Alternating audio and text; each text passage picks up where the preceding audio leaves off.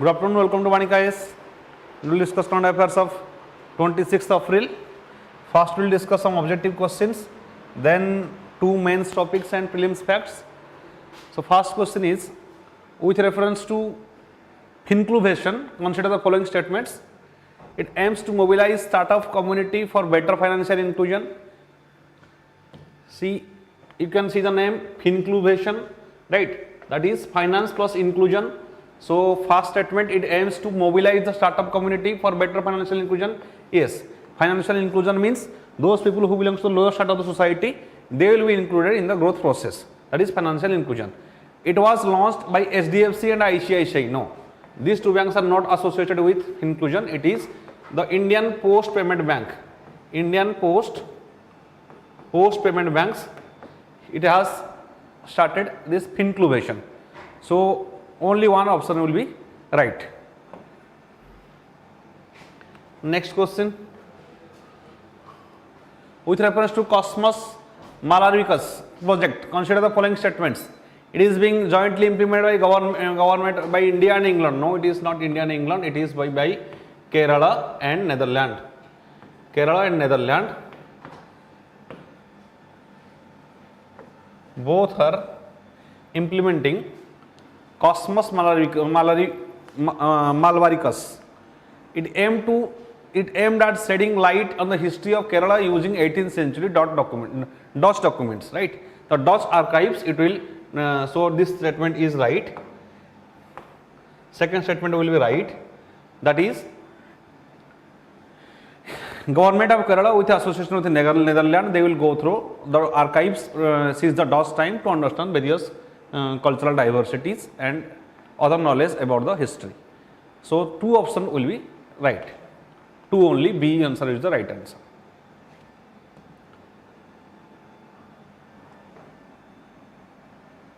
Question number 3.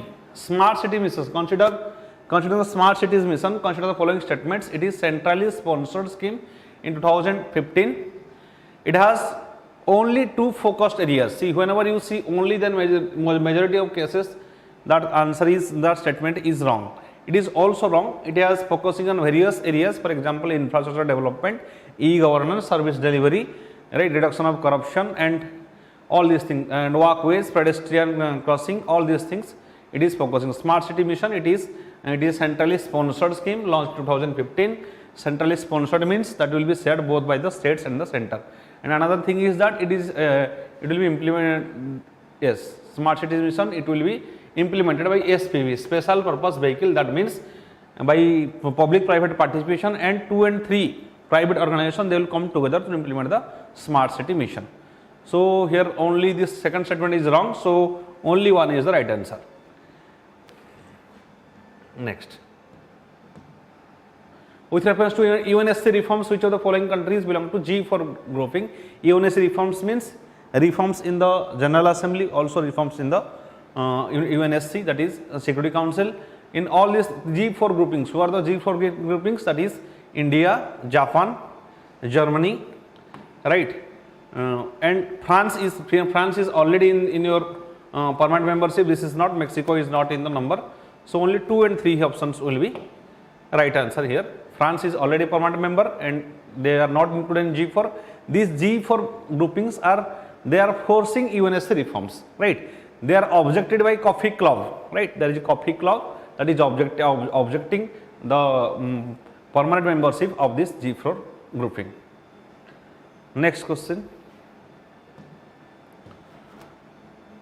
Which of the following statements are true with respect to Andaman Islands? Port Blair is in the Middle Andaman. Duncan Passage separates South Andaman and Little Andaman. Saddle Hill is located in North Andaman. Here I will show you the map, but these two statements are right. That is, Duncan Pass is separates South Andaman and Little Andaman, and Saddle Hill is located in the North Andaman. These two statements are wrong. These are right, and Port Blair is not located in Middle Andaman. Please see this map. Right, this is your yes, this is Saddle Peak, this is North Andaman, this is Middle Andaman, and this is Port Blair. So you can see it is in Southern Andaman, right? So, and this is Okay, this is your Little Andaman, this is Port Blair, this is Middle Andaman and North Andaman, this is Saddle Peak. So this is a map, and you see Port Blair is in the Southern Andaman, not in the Middle Andaman. Question number 6. Which of the following statements are correct regarding National Water Award? National Water Award, it is given to motivate individuals or organizations in the field of water resource conservation. Ministry of Jal Shakti had announced the first National Water Award under PM Krishi Sinchai Yojana. See, these two statements contradict each other. It is saying that in first statement it is saying that it is related to water resource conservation. That means it is not particularly talking about agriculture. It is talking about overall water resource conservation. But the second statement is particularly regarding the PM Krishi Sinchai Yojana, that is related to irrigation, right? So these two statements are, they are not, I mean, if one is right, then second cannot be right. This is the one thing. So with this both answer, this both cannot happen. Then rest is 1, 2, 3, or which among this? This two statement is wrong. It is not related to PM Krishi Sinchai Yojana. It is only talking about water resource conservation. It is launched by Ministry of Jal Shakti. That is right. But as here it is talking about PM Krishi Sinchai Yojana, that's why the second statement becoming wrong. So only first statement will be right. A is the right answer. That is National Water Award. It is related to water resource conservation. Right? India has 4% of groundwater, but 17% of world population. So there is a gap of around 13%. That's why we need various methods to conserve water. For example, rainwater harvesting and efficient management of the water in agriculture and industries and various other projects of our organization. Next, which of the following statements are correct regarding National Water Award? Okay, this is completed. Next, question number 8. Which of the organization is launched Global eDNA project? Global eDNA project is launched by UNESCO. It will help in identifying the wild animals. It will help in identifying wild animals because they release DNA in various, for example, their excreta or breathing, they release DNA. So DNA is present everywhere. By that, it will help this eDNA project, Global eDNA project. It will help in identifying and the various species. UNESCO, it is launched by UNESCO. Then consider the following with regards to Padhe Bharat campaign launched by Ministry of Education. Padhe Bharat campaign, it is a 100 days of campaign by Ministry of Education. 100 days of campaign by Ministry of Education. This is in line, its alignment with the National Education Policy. It focused on children studying in Balvatika to grade 8. Yes. To develop their reading capacities. That's why Padhe Bharat campaign has started. So both statements will be right here. Right? It is 100 days reading to improve the reading abilities of the children belongs to 0 to 8 class. This program is launched, that is Padhe Bharat campaign.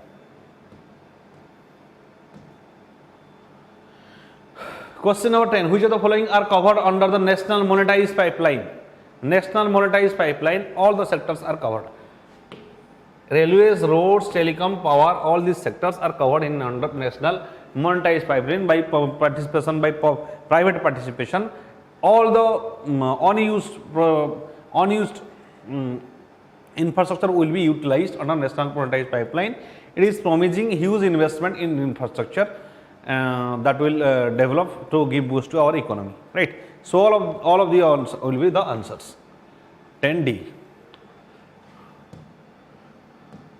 Next question, which of the following about Ujjwala scheme? Ujjwala scheme, that is providing LED, right? Ujjwala scheme is related to LED, but Ujjwala, that is related to your LPG. So providing efficient, energy efficient. This is launched by Ministry of Power, especially to increase the energy efficiency. LED to increase the energy efficiency and reduce the consumption of power. It is implemented by Ministry of Power. Since its implementation, it has seen significant amount of carbon dioxide reduction, because that will the amount of energy that will be utilized by these LED bulbs will be much lesser as compared to the fluorescent bulbs or the shell fuel bulbs. So both the statements will be right answer here.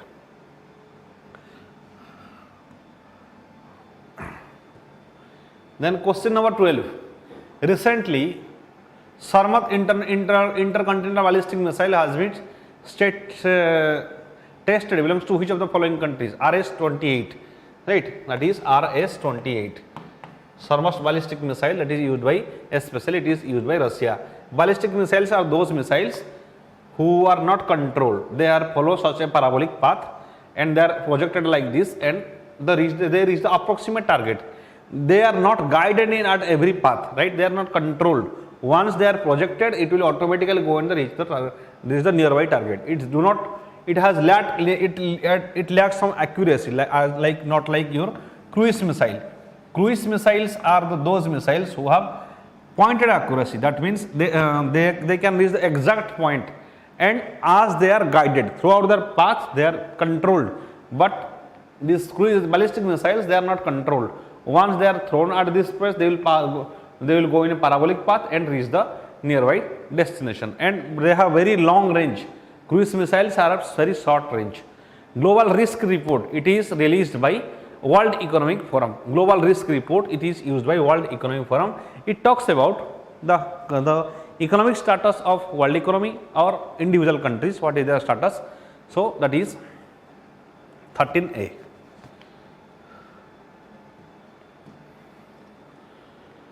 Which of the following statements are correct regarding National Water Award? We have already discussed it. Okay. Yes, what is with respect to marginal cost funds based lending rate?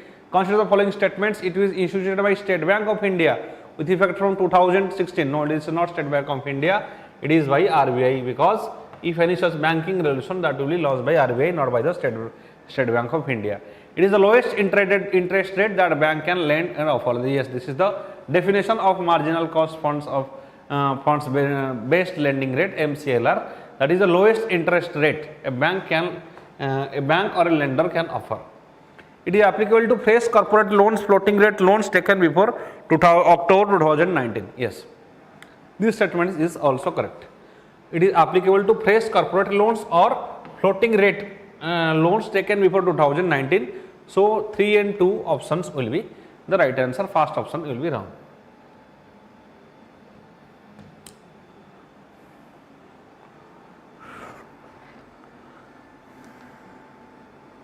Just a second.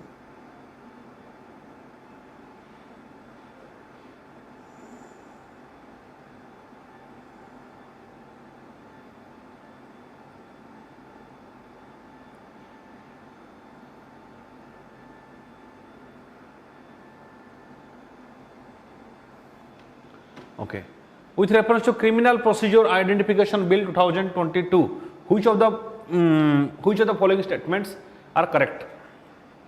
It allows details of the arrested persons as well as persons detained under any preventive detention law to be taken, right? Details of arrested person, that means treated identification, like your iris, retina, all these things, information that government will create a repository of it, right? This retina and iris. Why? Because to get the immediately tracking of further crimes or further criminals. It enables both central government and the state government to make rules. At both central government and state government, they can make rules regarding the Criminal Procedure Identification Bill. So here both two options, 1 and 2 options will be the right answer. That is related to Criminal Procedure Identification Bill, right? It will allow state governments and central governments to make rules, and also the central government, the authorities, they can take all type of identification or information about a particular person who is arrested or detained or in preventive detention. Right. Next, the common carbon metric supported by UNEP has been developed for assessing the carbon footprint of building operations around the world. Common carbon metric supported by UNEP. Assessing the carbon footprint, yes. Common carbon metric, it talks about, remember, talks about assessing the carbon footprint of building operations around the world, right?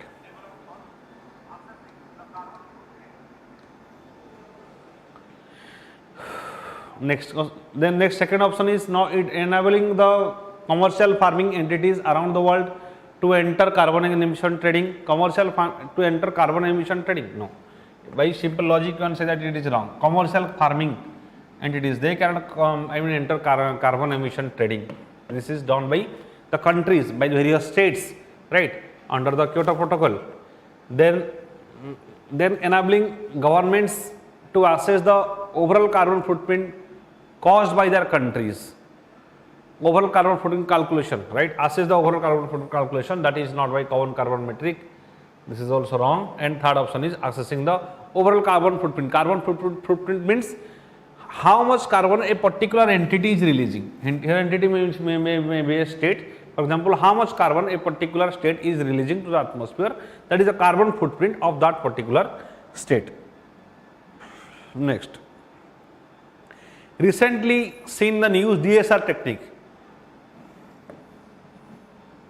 What is this Dsr technique? Dsr technique is related to seeding of crops. There is two types of seeding. One is direct seeding, or another thing is that is transplanted. For example, some in transplanting means in farmer initially what it will do, it will take some, it will create a nursery and then that will transplant the plants. But in case of direct seeding crops, the crops which are seeds germinated, where the germinated seeds, they will be directly applied to the field, that is direct seeding of crops, right. In case of transplantation, the nursery is developed where after certain growth of the plants, they will be transferred to the translocated in the field. So Dsr technique, it is related to seeding of the crops. And question number 19, what are the benefits of the digital India? What are the benefits of digital banking units? Digital banking units, any corporate banks, they can develop a digital banking unit or DBU, right. It is a branch, they can develop it, one of the of any corporate banks, they can develop, it is a part of it, and that will provide digital services. Like regional rural banks, cooperative banks, they are not, they will not provide digital banking units, that is not mandatory for them. But those who are scheduled commercial banks or big banks, right, corporate banks, they will have a DBU that will provide various banking services to the public. The flow of credit will improve. What are the benefits? Yes, flow of credit will improve because digitalization, digital increases accountability. Or you can know the particular from the banking transaction of a particular person, you can have the idea regarding his financial status. This will decrease the manpower requirement. Yes, for scheduled banks, they will ensure steady profits. Yes, they will ensure steady profits. So 1, 2, 3, all the options are the right. That will ensure steady profit, and that will create the credit, improve in rural areas, and also it will decrease the manpower requirement because this is digitization of services. Then question number 20, which of the following reports are released by International Monetary Fund? Right, World Economic Report, it is World Economic Outlook, this is IMF, right. Fiscal Monitor FM, this is released by IMF, and Global Financial Stability Report GFCR, this is also released by IMF. Global Gender Report, Gender Gap Report, it is released by World Economic Forum. Global Gender Gap Report is released by World Economic Forum. Global Financial Development Report, it is released by this is released by World Bank. Financial Development Report, this is released by World Bank. So 1, 3, 4 options will be right. Global Gender Gap, it will be released by WEF, World Economic Forum.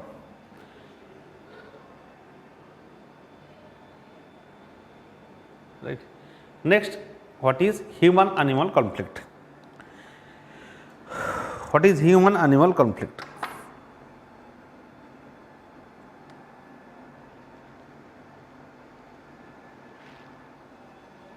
Recently, Standing Committee suggested that Environment Ministry must constitute an advisory body to experts to tackle the growing instances of human-animal conflict in Odisha, also in many areas of the state. It is seen that many times the tigers, the wild animals, they enter to the urban areas. As they enter to the houses and creates ruckus, there is huge, huge hue and cry so far as. And many times it is seen that elephants are also getting into the how getting into the villages and also the urban areas, and they are destructing the agriculture production, so for example, agricultural crops and houses in some rural areas as well. So why this human animal conflict is there, and why, how can we avoid such human animal conflict? And this is a greater challenge, because why especially it is happening? Because the area of forest is getting reduced day by day, and that's why they are entered to the urban areas. One of the major reason is deforestation, and how to counter it, let's discuss. First is, so standing committee suggested some environmental ministry must constitute advisory body, right? There it is says that there should be an advisory body of experts to tackle the growing instances of human animal conflict, right? Or many times elephants die, huge number of elephants died because of the electrification wire, right? So that's why this is one type of human animal conflict as well, that is loss to biodiversity, that is loss to our precious resources. So this need to tackle with. The report analyzed that Wildlife Protection Amendment Bill 2021 tabled in the Lok Sabha December 2021.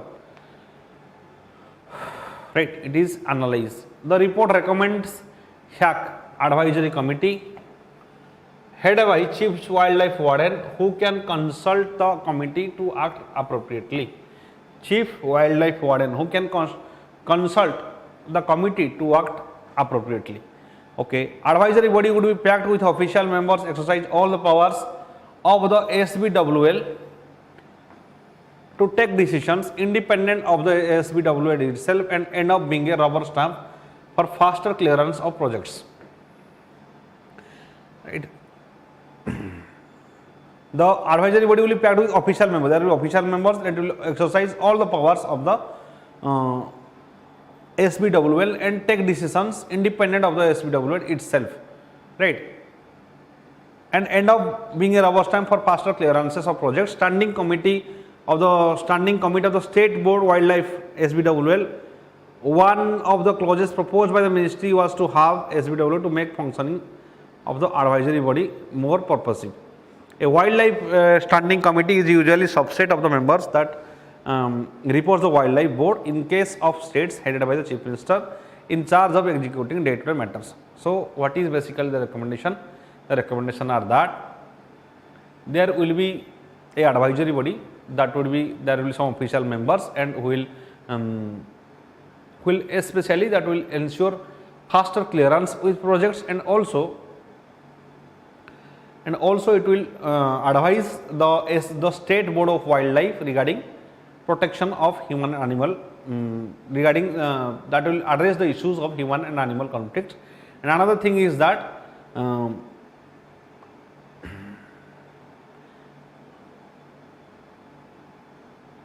yes, another thing is that to have State Board Wildlife or State Board of Wildlife as an to make the functioning of advisory body more purposive. That means making the advisory body, that is which will be created to, in the parallel of your State Board of Wildlife, that will be serve the purpose, and that will target, for example, SBW will work some certain steps that will help the advisory body more purposive. That means that will make it able to implement the things that will so that this human animal conflict can be avoided, right? So that will help SBWL or State Board of Wildlife, that will help the advisory body how to implement those things so that human animal conflict can be reduced. A wildlife standing committee usually subset of the members that reports the wider board of wildlife, right? In state it is headed by the chief minister in charge of the day-to-day matters, right? It is headed by the chief minister, and there will be advisory body, and combinedly they will work such a manner that to achieve the target of reducing the human animal conflict. Next, human animal conflict, it refers to interaction between wild animals and the humans. Interaction between wild animals where it results negative impact on the people, right? Sometimes people also they die. Resources and habitats, sometimes habitats of the, it should not be hamper the habitats of animals, neither it should hamper the habitats of human beings, right? It occurs when a growing human population overlap with the established wildlife territory, which creates competition or space or resources. growing human population overlap established wildlife territory that creates competition, right? As the areas of forest land is getting synchronized or sorry getting reduced, that will that creates a conflict between, that creates a competition among the animals itself within the forest, that may be lack of resources or to get food. All these things they enter into human settlements. Conflicts between the man and animal have occurred since the dawn of humanity. However, it has come to light ever more frequently in recent times. More frequently we see every day, I mean in every month we will say in certain areas elephants has gone and killed certain people and broken certain houses, right? Such type of frequent, and also in urban areas like in Delhi also, in Haryana also many times we have seen that various antelopes they are getting into the urban areas and hampering many human beings.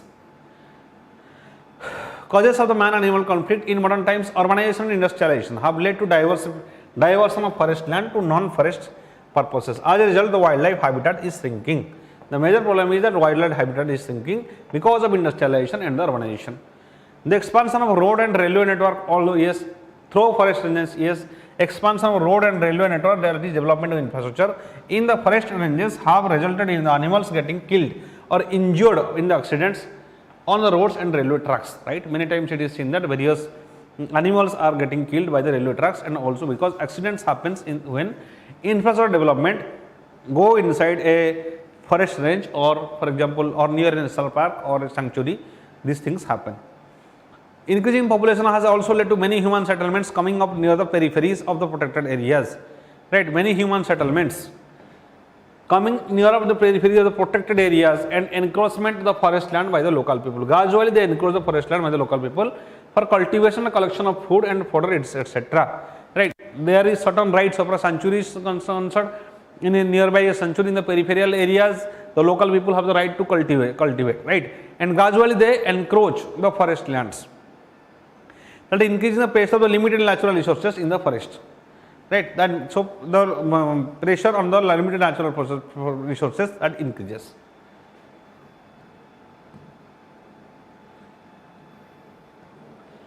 Repercussions of the conflict: injury, loss of the humans and wildlife, right? Both humans and wildlife they die.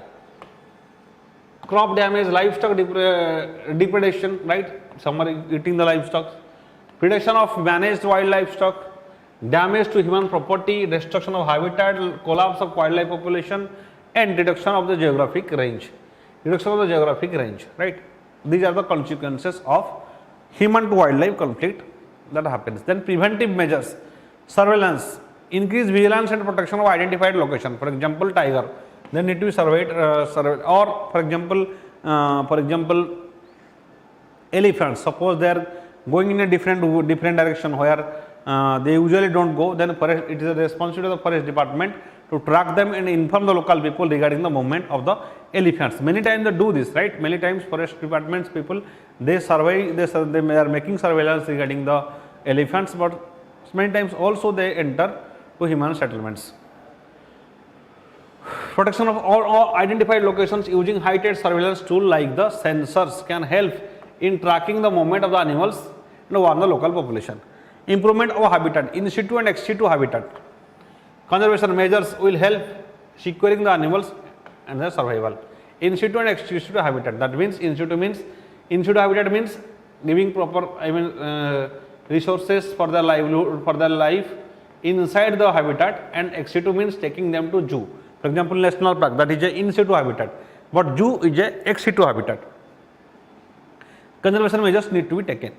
The relocating of animal habitats away from the residential commercial centers will serve to minimize animal man conflict and illegal self-interested motives. There are also self-interested motives, right? For example, taking the forest resources or exploiting the forest resources, commercial selling of the forest resources, or encroachment of the forest lands also, right? See, a animal cannot live in the urban areas, right? So the forests are made for the animals, not for the human beings. So far as forest is concerned, human settlements near the forest that need to be translocated. Those people need to be translocated, but there is an issue of regarding in this displacement. Commonly that is opposed by the people, right? So relocating the animal habitats away from the residential and commercial centers, relocating. But problem is that many times the local population, they oppose that, right, regarding their displacement. Then awareness programs, to create awareness among the people, sensitize them about the do's and don'ts in the forest areas to minimize the conflict between man and animal. Yes, awareness among the local people, what they should do and what they should not do. That is precautionary steps which they can take regarding to reduce the man animal conflict. Training programs, training to the police officers and local people should be provided for this purpose, and forest department should frame the guidelines, right. Forest department should frame the guidelines, and training to the local police officer and local people should be given so that they can tackle if any such situation happens, that is man and animal conflict happens. Then boundary walls, the construction of boundary walls and solar fences around the sensitive areas to prevent the wild animal attacks. Boundary walls can be constructed, but that is very costly, you can say. Technical and financial support for the development of necessary infrastructure and support facilities for immobilization. Technical and financial support for development of necessary infrastructure and support facilities for immobilization of the problematic animals through tranquilization and translocation. Tranquilization means whenever they enter to the human settlements, they can be tranquilized by some firing, right? That will that the guns that will make them just rest, or they will lose their sense. Then translocation, then they can be transported to different area. Crop insurance should be provided to the event of destruction by the wild animals. We have we have crop insurance scheme, right, by the government, which by which they can provide 2% premium for kharif crops and 3% premium for rabi crops, and for fruits and vegetables 5% premium, right. 5% premium is that is given to Pradhan Mantri Crop Insurance Scheme, Prime Minister Crop Insurance Scheme. Part of corporate social responsibility, safeguarding the tiger corridors, building eco bridges. Eco bridges means, for example, creating a bridge such that will not hamper the movement of the wild animals, that is eco bridges, and such conservation measures can be part of the corporate social responsibility, right. Any industry, they want to contribute to the corporate social responsibility. Under Companies Act 2013, 2% of their profit they need to be paid for corporate social responsibility. Way ahead, a wildlife standing committee with few members in depth technical knowledge for evolving effective site specific plans, mitigation strategies including recommendations on changing cropping patterns. Wildlife standing committee with few members, technical knowledge, evolving effective site specific plans, right. There should not be holistic plan, there should be site specific plans, that is decentralized plans to mitigate the strategies including recommendations in changing the cropping patterns and critical decisions regarding short notice, empowered law if necessary. If law is necessary, then bring it, but solve the issue that should issue need to be mitigated. That means completely solved. A body should be constituted having at least 1/3 of non-official members of the SBWL, 1/3 of non-official members of the SBWL, that is State Board of Wildlife, at least 3 institutional members and directors of Wildlife Institute of India or his nominee. 3 institutional members and the director of the Wildlife Institute of India or he is your nominee, they must be present in the advisory body. The controversial cause of Wildlife Protection Act Bill 2021 that allows transfer and transport of live elephants, while recommending that government could bring additional checks and to allow sale and purchase of religious institutions should be amended, right. That there is some controversial that allows transfer and transport the live elephants, that is a controversial clause, because it is seen that many times when they are transported to a different habitats, they are not accepted by their fellow elephants. The well planned, well integrated approach managing human to wildlife conflict reduce the conflicts and learn to form a coexistence between people and animals, right. Man and Biosphere program, right, UNESCO Man and Biosphere program, that is also working in this direction to develop the relationship between human being and the biosphere or the natural environment or the other species. Then what is Integrated Command and Control Centers ICCCS Smart Cities Mission. Recently, Ministry of Housing and Urban Affairs has announced 100 smart cities will have to be integrated. 100 smart cities will be integrated by command and control centers.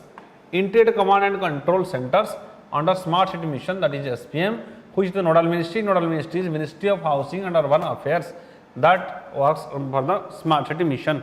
These ICCCS are spread across various states, have been developing smart cities. Which states? Tamil Nadu, Uttar Pradesh, Madhya Pradesh, Gujarat, leading in the terms of total number of, right?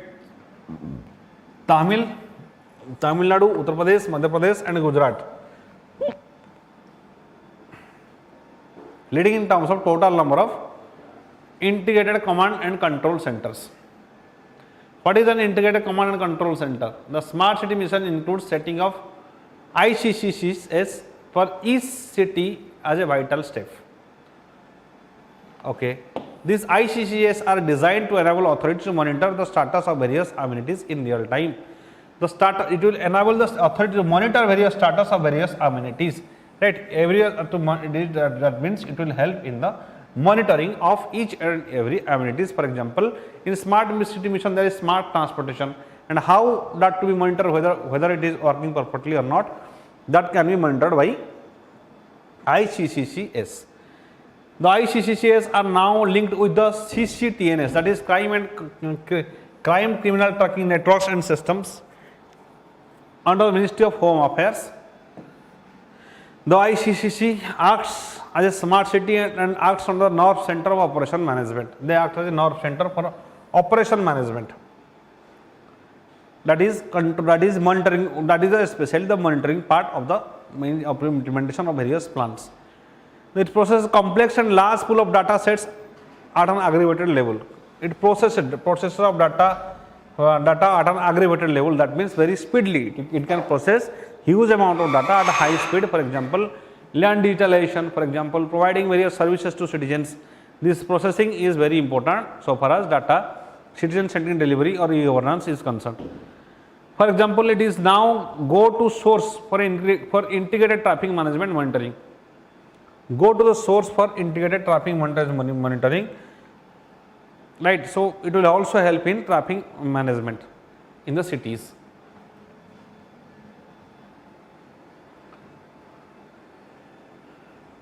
It is a nodal point availability of all online data and information related to smart city services included in the smart city, such as LED street lighting, CCTV surveillance, cameras, quality sensors, smart parking, Wi-Fi, electricity, water supply, billing, GIS, e-hospitals, property tax management, estate management, engineering system, asset management system. So everywhere this ICCC, this will be implemented and it will monitor each and every sector more efficiently than the previous. Then role in COVID management, the role of ICCC, the government use ICCC as war rooms for managing the outbreak. Real-time surveillance as done by ICCC, monitoring districts across the country that are affected by the coronavirus disease. It provided information on the status of COVID positive cases. It also provided information regarding COVID positive cases in various administrative zones. Then Cosmos Malabaricus project. Kerala and Netherlands government, we have already discussed in the prelim questions, signed a memorandum of understanding MOU for a project named Cosmos Malabaricus. Right, what is this Cosmos Malabaricus between Kerala and Netherlands? About Cosmos Malabaricus project, it is being jointly developed by Kerala Council of Historical Research, KCHR, Kerala Council of Historical Research, and National Archives, University of Leiden in the Netherlands. The project will be completed in 6 years. The project deals with 18th century Dutch documents on Malabar. 18th century Dutch documents in Malabar, which are considered most extensive source of information about period of Kerala between 1643 and 1852. Right. So that will give the information regarding the presence of Dutch in Kerala since 1643 to 1852. So that will enlighten about various historical facts. The material cited in the classical Dutch language is available in Kerala, Tamil Nadu and the Netherlands. It is available in Kerala, Tamil Nadu and Netherlands. As part of the project, students from Kerala will get an opportunity to pursue Master of Arts program at the Leiden University, while those in front of Netherlands would allow to take up an internship at the Kerala Council of Historical Research. So there will be exchange of students in research and education and higher education. In addition to the student scholar exchanges, the KCHR and Leiden University will organize 2-week summer school each year on the history of Kerala. 2 years summer school, 2 weeks of summer school each year on the history of Kerala. Aims: the aim to make digitized Dutch archival material accessible to majority of audiences. Making digitize the Dutch archival materials accessible to the majority of the audiences, including international and Indian schools and the people of Kerala. Right? Making them digitized so that people can get it easily and they can understand and they can read. It will be done through translation and publication of summaries in English. Translation and publication of summaries in English so that it will be easy to understand. It will help understand more about the political, social, economic, cultural history of Kerala. That will help to understand the history of Kerala, right, by accessing the Dutch documents as they have lived in Kerala.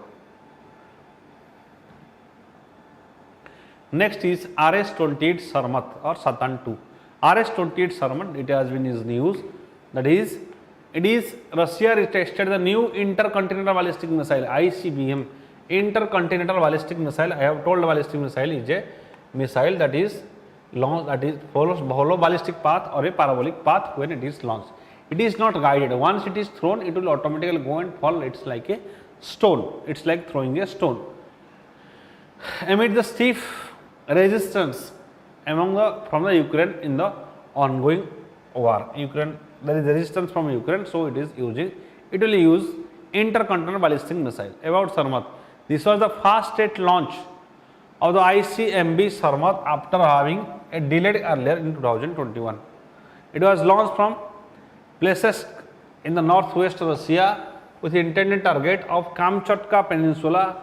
Almost intended target is in the Kamchatka Peninsula, almost 6,000 km away. Kamchatka Peninsula is between Sea of Okhotsk and the Pacific Sea, that is Kamchatka Peninsula. Right? It is between the Sea of Okhotsk and the Bering Sea.